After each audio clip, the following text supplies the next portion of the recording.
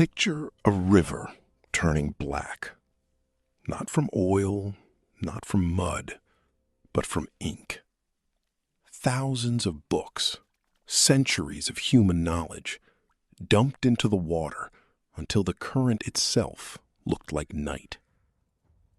This actually happened in the year 1258 in a city called Baghdad, the richest and most brilliant city on earth at the time. Within a matter of weeks, that city was gone. Not damaged, gone. And the people who did it were something nobody saw coming. A group of horse riders from the middle of nowhere who, just a few decades earlier, had never even touched a castle wall. To understand how strange this is, you have to understand where these people started. The Mongols were nomads. They lived in round tents made of felt, they moved with the seasons, and they owned nothing they could not carry on a horse. There was no written language passed down through generations, no stone buildings, no heavy iron forges. Winters on that grassland could hit 40 degrees below zero, and survival alone was a full-time job. If you asked any powerful kingdom nearby what they thought of these tribes, they would have laughed.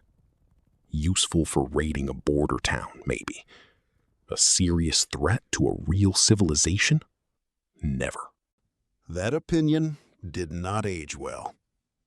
A boy named Temujin was born on the banks of a frozen river in 1162, and by the time he reached his 40s, he had done something nobody on the steppe had managed before.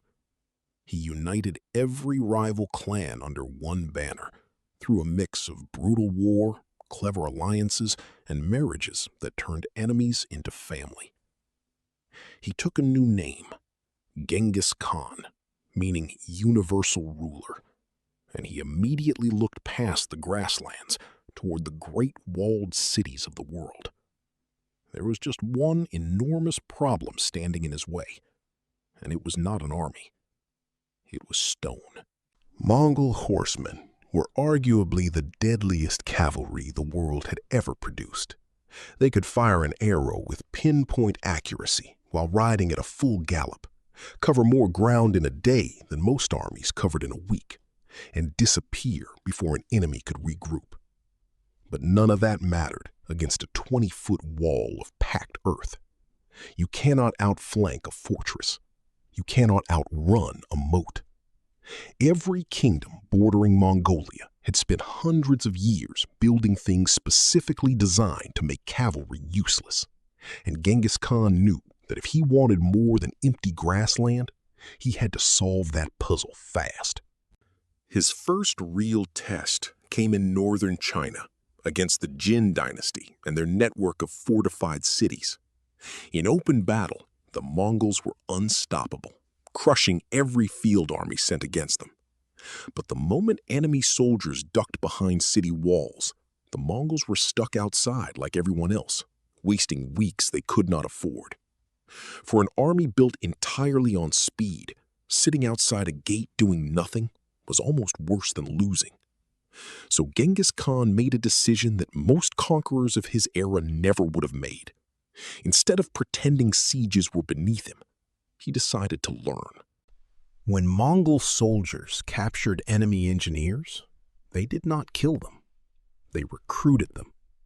Skilled builders, catapult specialists, and men who understood gunpowder were given protection, food, status, and a place inside the Mongol war machine, as long as they cooperated. Refuse, and you were simply replaced by the next prisoner in line. It sounds cold, because it was, but it worked with terrifying efficiency.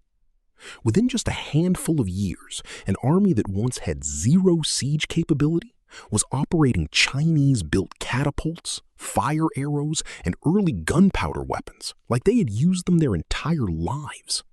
By 1215, that transformation was fully visible outside the walls of the Jin capital, a city that would one day become Beijing. The Mongols did not simply attack it, they strangled it, cutting off every supply line until hundreds of thousands of people inside were starving. Reports from that time describe conditions so desperate that residents turned to cannibalism just to survive another week. When the walls finally fell, what followed was so violent that even Mongol allies were stunned. This was not just a victory. It was a message being sent to every city that thought its walls made it untouchable.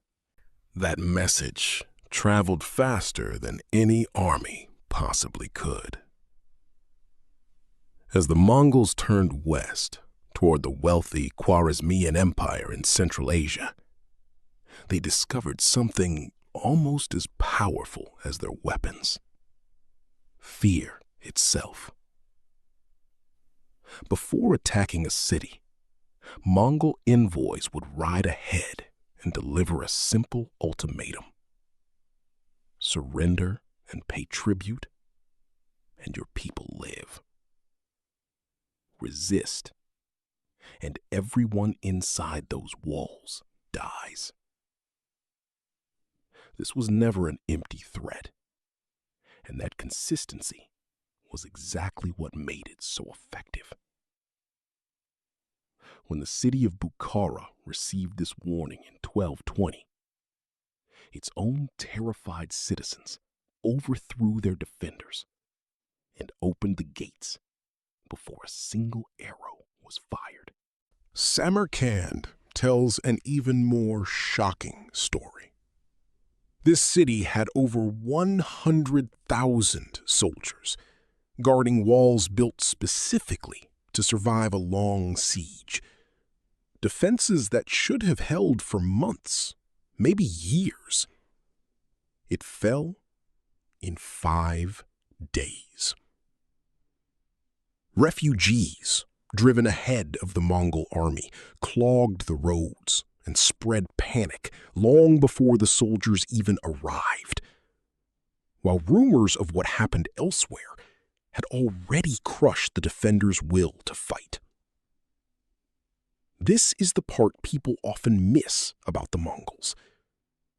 Their reputation was doing half the work before their weapons ever touched a wall.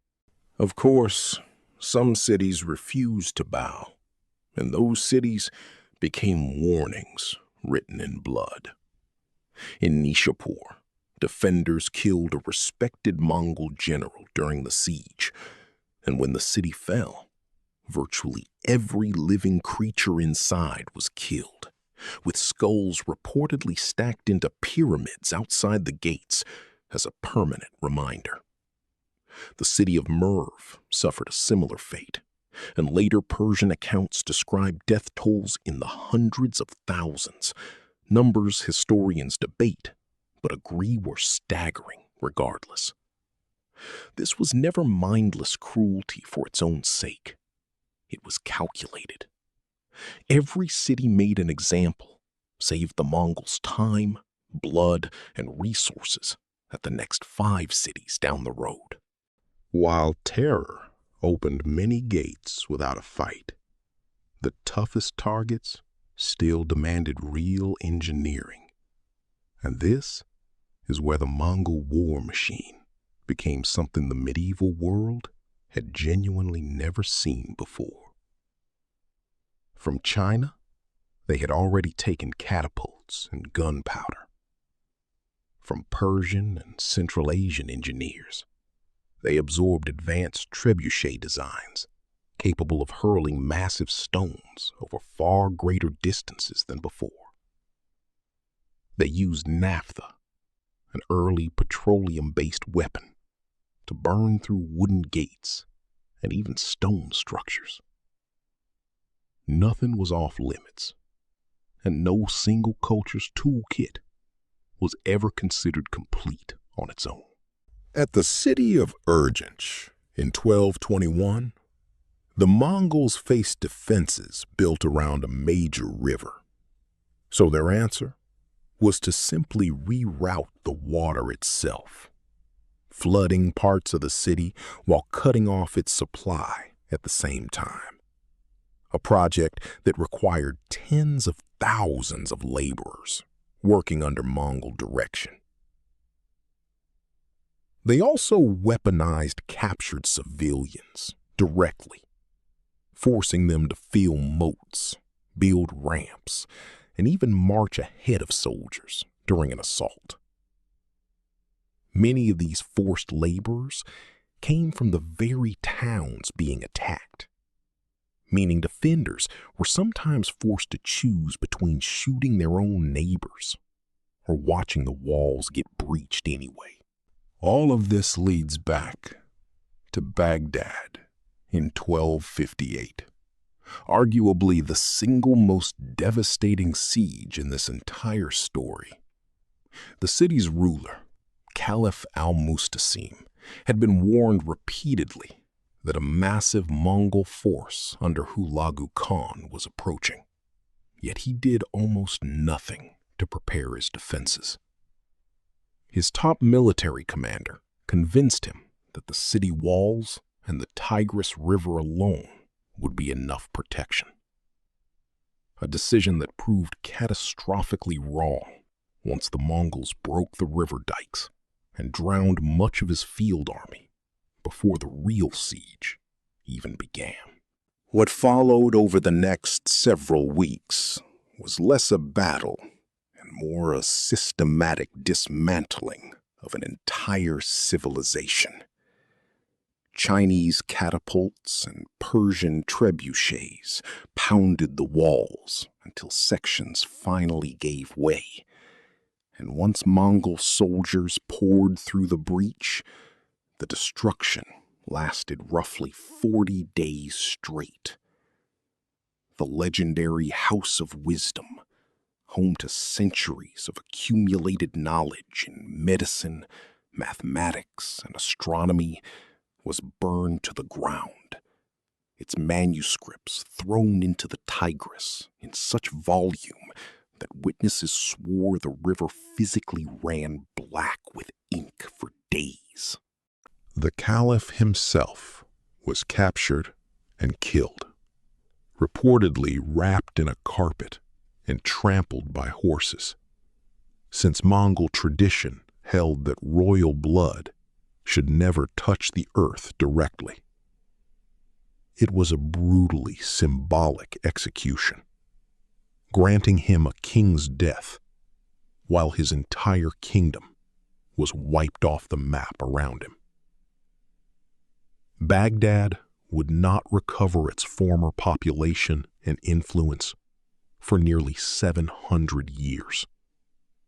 And many historians point to this exact moment as the true end of the Islamic Golden Age. Yet even after Baghdad, the Mongols kept refining their methods, and nowhere is that clearer than the 5-year siege of Xiangyang in southern China, decades later. This fortified city resisted every trick that had worked everywhere else. Resupplied constantly by riverboats, the Mongols simply could not fully block. So Kublai Khan reached across his empire for a solution, requesting Persian engineers who understood the counterweight trebuchet, a weapon so powerful it could hurl stones weighing over 150 pounds far beyond the range of the city's own defenses. Within days of that machine opening fire, a wall that had held for 5 straight years began to crumble, and the city surrendered soon after.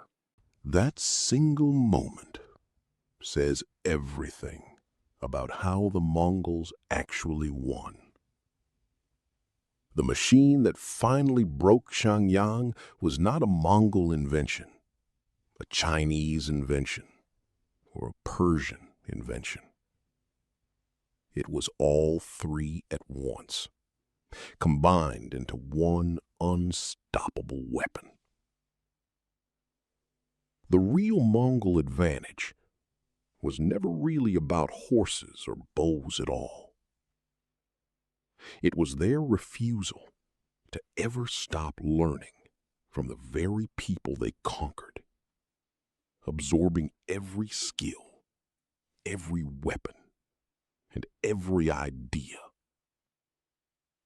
until an empire born in felt tents became the single most efficient, city-destroying force the ancient world had ever encountered.